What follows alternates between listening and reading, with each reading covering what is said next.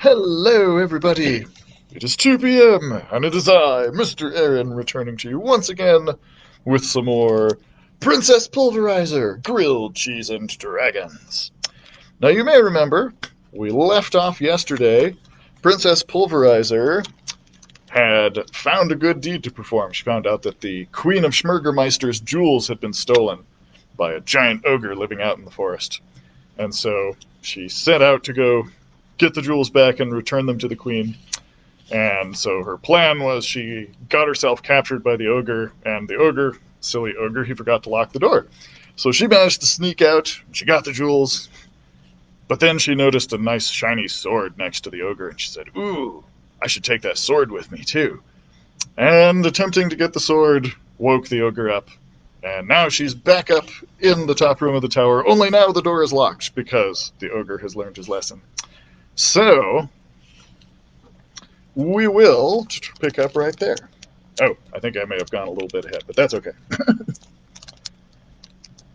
As she reached the doorway, the princess glanced over at the ogre one more time. That's when she noticed the sword beside him. Probably another of his stolen treasures.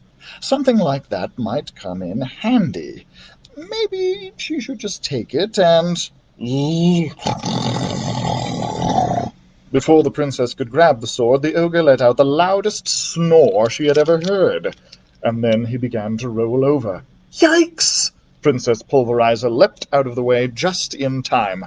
A moment later, and she would have been crushed under the weight of the giant ogre. That was the good news. The bad news was that the ogre was now awake, and it is never a good idea to wake a sleeping ogre. No escape! The ogre grunted as he leapt to his giant feet and grabbed the princess with his massive fingers. Back to tower!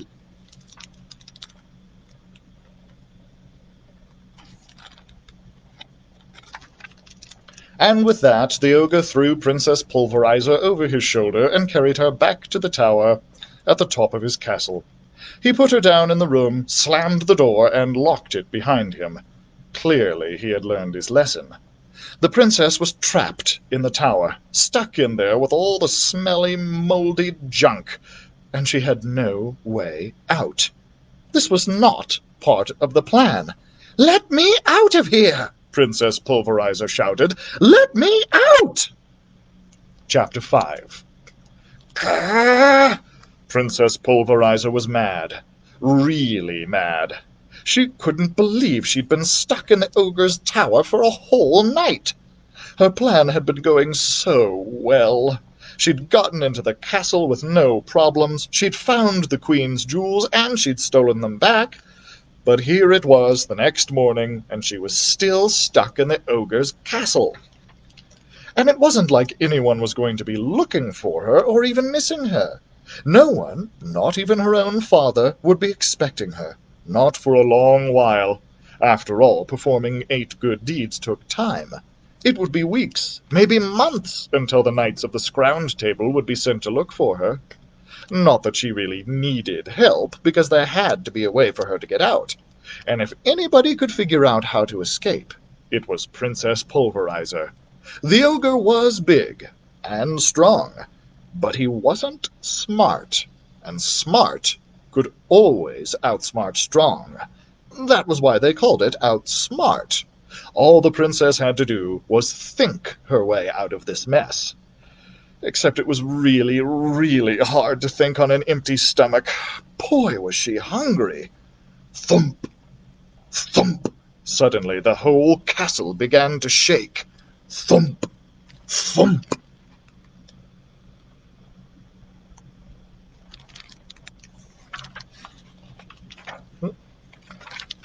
Princess Pulverizer gulped. It sounded like the ogre was walking up the stairs to the tower. What did he want now? Had he figured out that she'd stolen back the queen's jewels?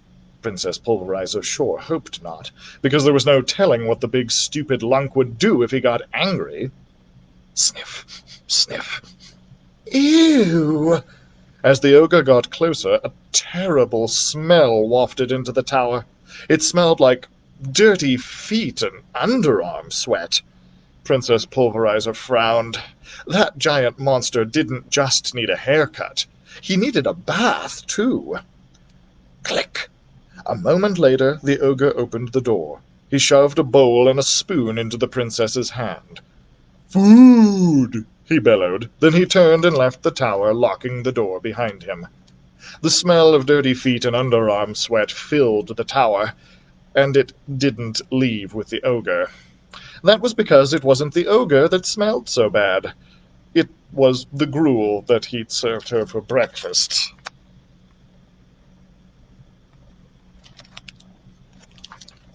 The only thing good about a breakfast like this was that the princess didn't have to figure out which spoon was the proper one to use when eating gruel, because princesses did not eat gruel, ever. Still, she was hungry, and this was food, sort of. So she took a spoonful, swished it around in her mouth, and spit the nasty stuff across the room. "This is disgusting!" she shouted. "I want eggs, and a roll, and some cold juice." The princess waited for a moment, expecting the ogre to hurry back upstairs with a new breakfast, perhaps on a tray this time. But Princess Pulverizer didn't hear any footsteps on the stairs. Maybe the ogre hadn't heard her. If he had, he surely would have returned with a better meal. "I am a princess," she shouted, louder this time. "I do not eat slop. Are you bringing me my breakfast? Are you out there? Answer me." "Do not worry, damsel in distress." Surprisingly, the princess got an answer. Only it wasn't the answer to her question, and it wasn't coming from inside the castle. It was coming from outside. Princess Pulverizer hurried to the tower window and looked down. There was a young knight standing below. "I will save you," the knight called up to her in a squeaky, nervous voice. Princess Pulverizer frowned. That little knight didn't look like he could save a mouse from a cat, never mind a princess from an ogre. Luckily, the last thing Princess Pulverizer needed was saving. She could get out of this mess all on her own. Besides, if this little knight got involved, he'd probably want to share the credit for returning the Queen of Schmergemeister's jewels. That was not happening. Not when Princess Pulverizer had already gone through so much to get the jewels back. "Go away!" she called down she called down to the little knight. "You're ruining everything." "Don't worry," the knight called back. "My faithful companion and I are here to free you, and..."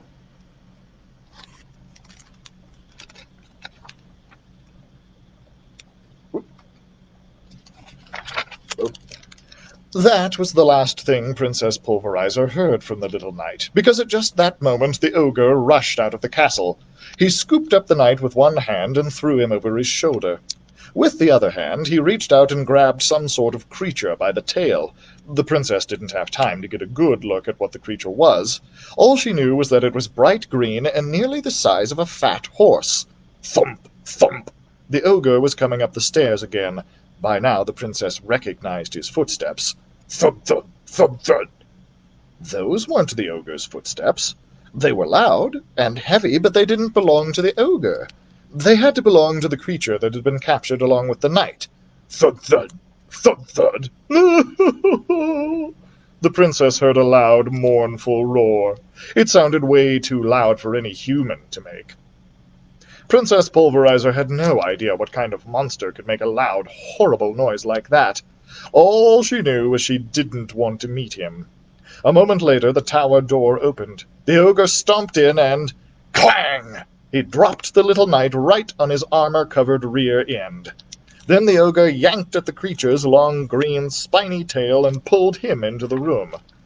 Princess Pulverizer's eyes opened wide. The creature was a dragon. A real, live dragon. "My prisoners!" the ogre bellowed as he left the tower and headed back down the stairs.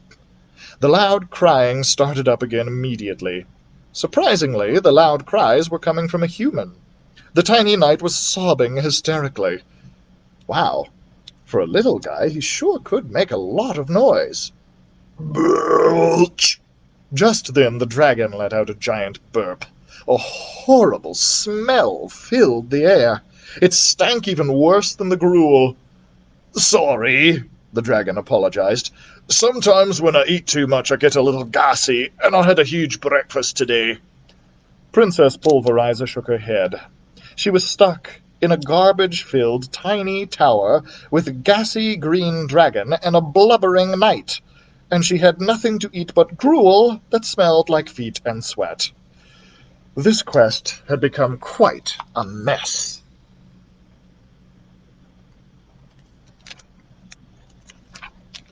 Chapter 6. "It's getting a little crowded in here," Princess Pulverizer complained as she stared at her new companions.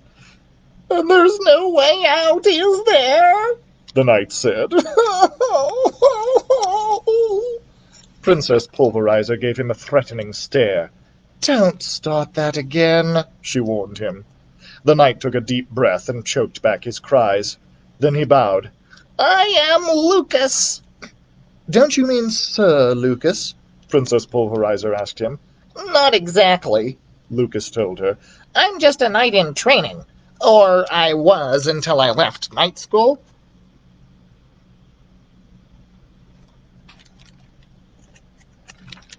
Princess Pulverizer couldn't believe her ears.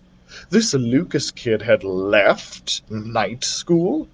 "Why would anybody leave night school?" she asked him. "Night school is the greatest place on earth." "I didn't leave it on purpose," Lucas told her. "I was kind of laughed out." Princess Pulverizer stared at him. "Why?" she asked him. Lucas turned bright red.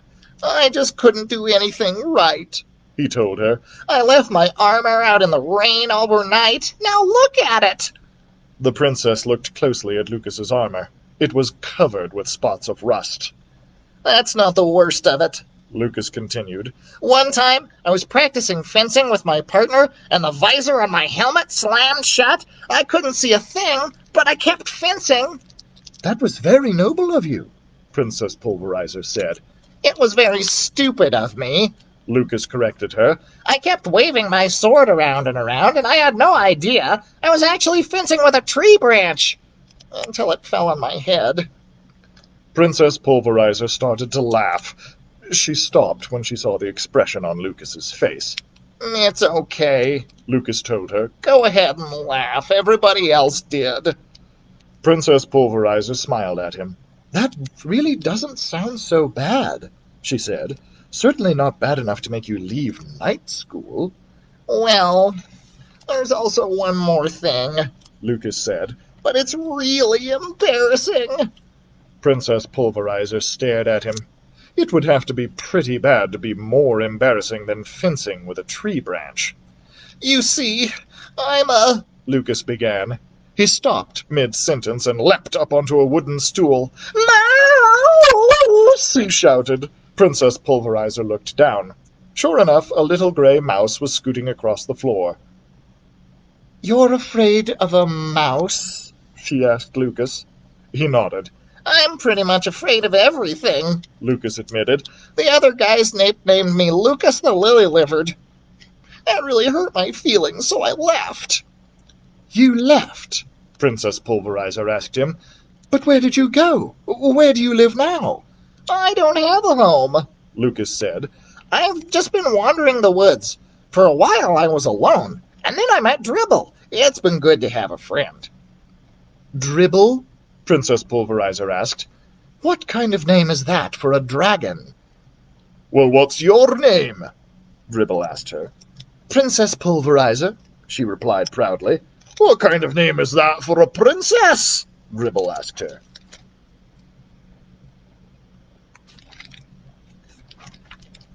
"It's a great name for a princess," Princess Pulverizer insisted, "especially for a princess who is going to go to night school." "Night school?" Lucas asked her. "But you can't go to night school." Princess Pulverizer put her hands on her hips. She stared angrily at Lucas. "And why not?" she demanded. Lucas gulped. "Well, because I mean, you're a princess. There's no rule that a princess can't be a knight, she told him. My father, King Alexander of Imperia, has decreed that I can go to night school after I do 8 good deeds. Have you done any good deeds yet? Lucas asked her. I was in the middle of doing one when you guys showed up, Princess Pulverizer told him. I have retrieved the Queen of Schmergemeister's jewels from the evil ogre, and when I get out of here, I will return them to her. How do you plan to get out of here? Lucas asked her. I don't know exactly, Princess Pulverizer told him, but I do know it would have been a lot easier for me to sneak out before you and your dragon showed up. Now the ogre is on his guard. He's going to be watching us all very carefully.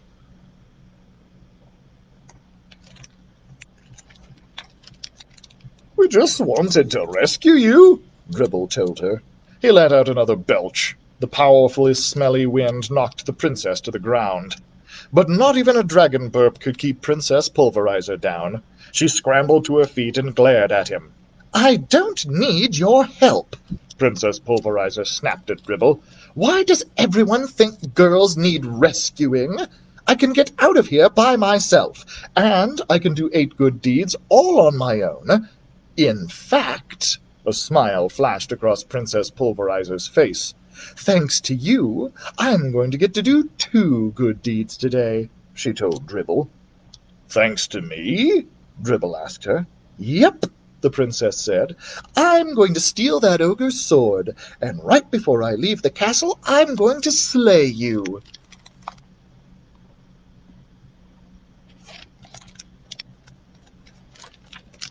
Dribble stared at the princess with his huge dragon eyes.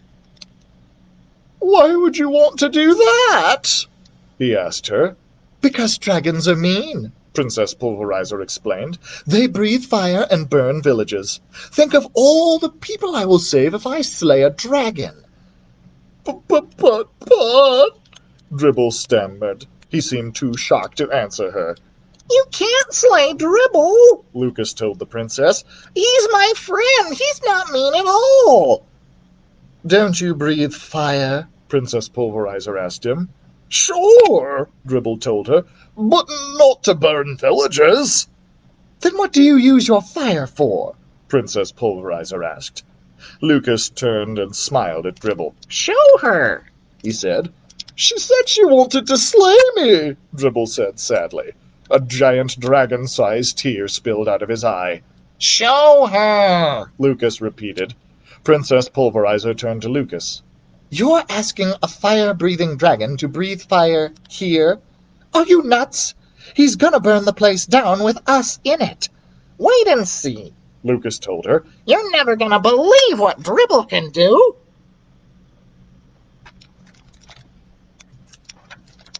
Chapter 7. Grilled cheese? Princess Pulverizer asked with surprise a few minutes later. You use your fire-breathing ability to make grilled cheese?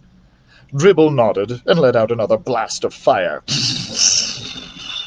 He gently turned the sandwich with his foot to make sure that it was evenly toasted on both sides.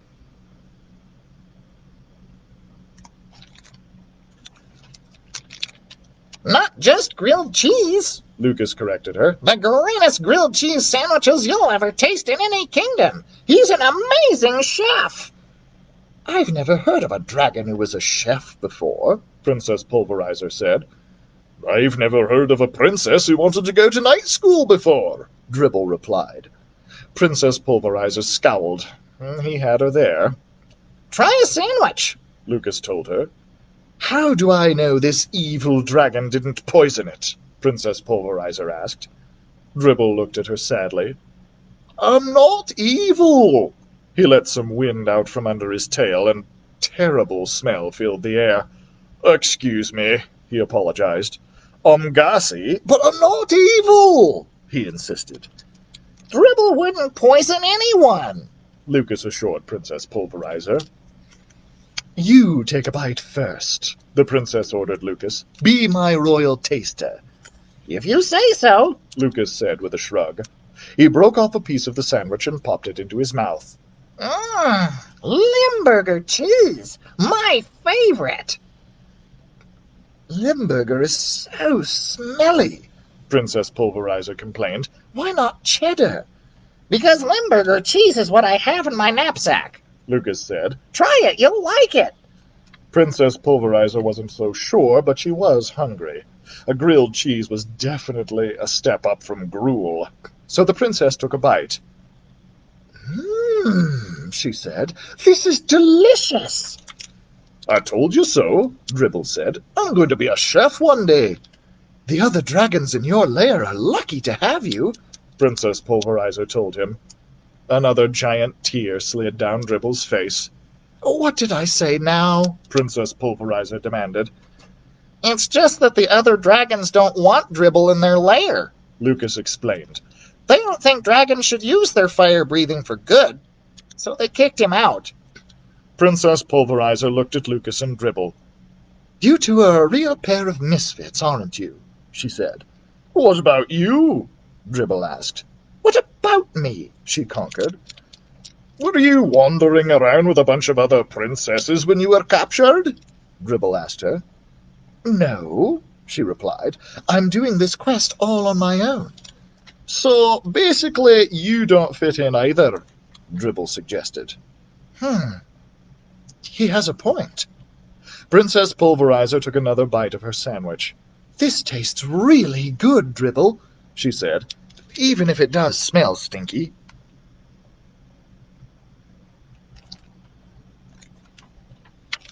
Stinky cheese is the best, Lucas told her. The stinkier, the better.